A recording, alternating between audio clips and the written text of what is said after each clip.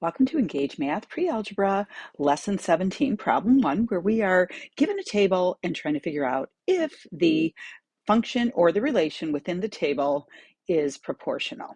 Now, if we look at the first one, we already can tell that in order for it to be proportional, each ratio, x to y, or you could think of it as y to x, has to be the same number. We already know 3 over 20 is not equal to 5 over 15.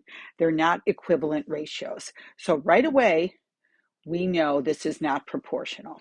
Now let's look at the second one.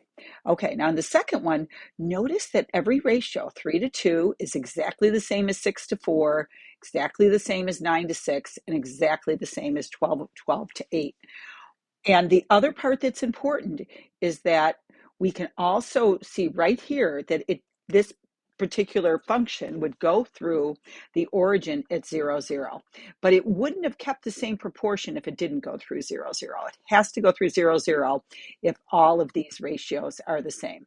Now, the other way you could think of it is this goes up by 3, by 3, by 3, by 3. This goes up by 2 every time.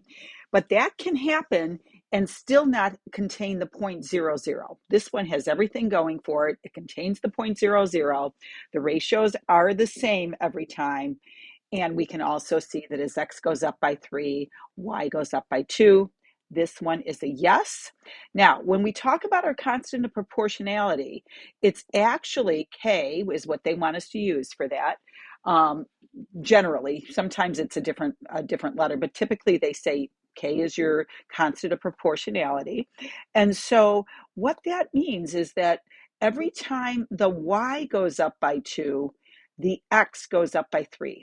And you're going to learn more about that in the coming like classes that you'll take, including this one, where it's really the change in y over the change in x. So it's tempting to say the constant of proportionality is 3/2, but it's actually 2/3 because that is the number that you would have to multiply the x value by to get the y value. Super important point. I know I talked about that for a while, but it's so important to see that.